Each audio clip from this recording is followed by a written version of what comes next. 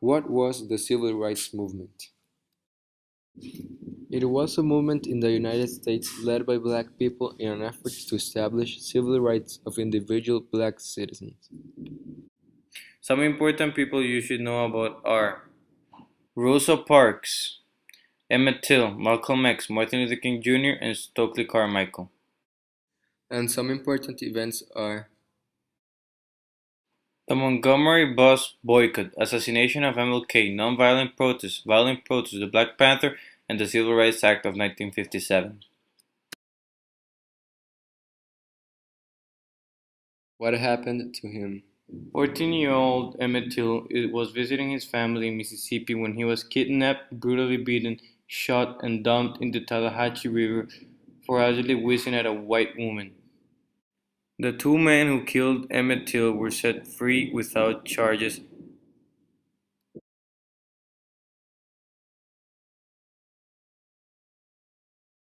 This is important because it shows how white men were able to get away with this sort of aggression towards black people, and it also marks the start of the civil rights movement.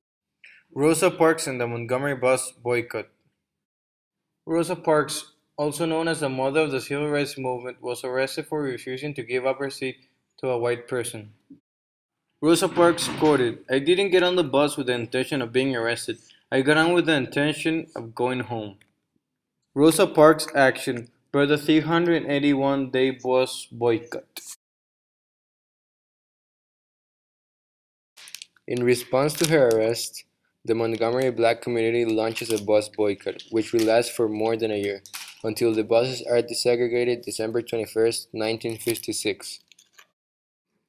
As newly elected president of the Montgomery Improvement Association, Reverend Martin Luther King Jr. is instrumental in leading the boycott. For a number of years, the Negro passengers on the city bus lines of Montgomery have been humiliated, intimidated, and faced threats on this bus line. Just the other day, one of the fine citizens of our community, Mrs. Rosa Parks, was arrested because she refused to give up her seat for a white passenger. Mrs. Rosa Parks was arrested, taken down to jail, taken from the bus, just because she refused to give up her seat. At present, we are in the midst of a protest, the Negro citizens of Montgomery, representing some 44% of the population. 90% at least of the regular Negro bus passengers are staying off the buses, and we plan to continue until something is done.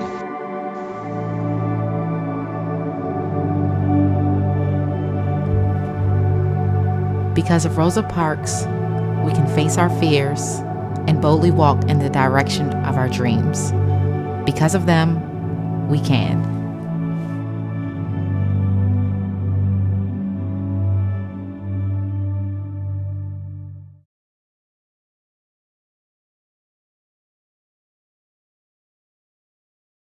The Civil Rights Act of 1957 was primarily a voting rights bill. The Civil Rights Act is remembered by now by many for several reasons. The first reason is that it demonstrated federal commitment to the civil rights. Secondly, it was a huge step forward to the equal rights. It gave the opportunity to African Americans to exercise the right to vote and be heard.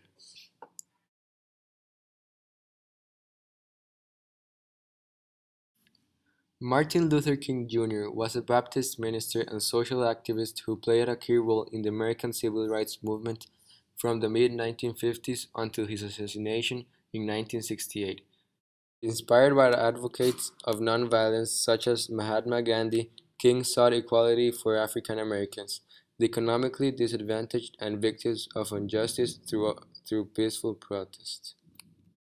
He was the driving force behind watershed events such as the Montgomery bus boycott and the March on Washington, which helped bring about such landmark legislation as the Civil Rights Act of 1964 and the Voting Rights Act of 1965.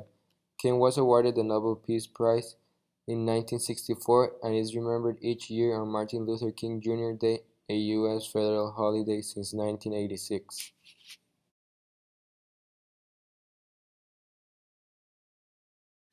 He was important because he was one of the most influential forces that led the civil rights movement. And he took a nonviolent approach. Martin Luther King only took nonviolent approaches, such as sit-ins, the March on Washington, and the March from Selma to Montgomery. On August 28, 1963, 250,000 people gathered in the nation's capital for the historic March on Washington for Jobs and Freedom. The march rallied Americans to stand up against the continuing political and social injustices African Americans still faced 100 years after emancipation. The march took place at a critical moment in the civil rights movement. Tension and racial unrest had been building up throughout the year, with anti-segregation demonstrators making headlines in Alabama and President John F. Kennedy announcing his intention to pass civil rights legislation. The timing was right for a massive demonstration. Due to security concerns, internal marshals were trained to ensure order within the crowd. But as it turned out, the marchers chose peace, not violence, that sunny Wednesday. The event featured speeches from prominent leaders and musical performances by Josephine Baker, Joan Baez, Bob Dylan, Mahalia Jackson, and many others. The march is probably best remembered for Martin Luther King Jr.'s acclaimed "I Have a Dream" speech. But we bet you didn't know the real story behind those famous words. King was the last speaker that afternoon, but not because he chose to be. King only spoke last that day because no one else wanted to. When organizers of the march debated who would speak when and for how long, none of the other speakers wanted the last slot because they figured most of the news crews would head out by mid-afternoon. King agreed to go last and to limit his remarks to only 4 minutes. And he didn't have to worry about not making the news. The audience gladly stuck around for his 16-minute speech. And you might be surprised to learn that King hadn't even intended to talk about his now famous dream that day. During a pause in his prepared speech, Mahalia Jackson called out from behind the podium, "Tell him about the dream, Martin." She was referring to a theme King had touched on in a speech 2 months earlier in Detroit. Honoring her request, King departed from his prepared remarks and delivered the legendary speech we all remember today. Historians believe that the marches and King's speech were important catalysts in passing the Civil Rights Act of 1964 and the Voting Rights Act of 1965. Today, a memorial marks the spot where Martin Luther King described his dream of a better America in one of the most influential and memorable speeches in American history.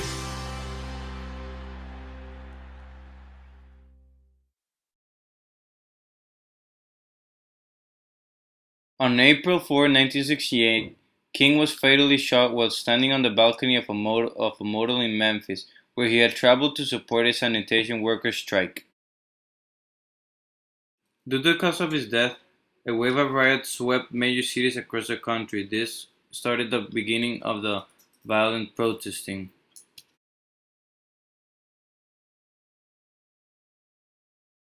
As Martin Luther King Jr. was killed, as I said before, violent protesting increased a lot in the major cities. Its main leaders were Malcolm X. Another main leader was Stokely Carmichael.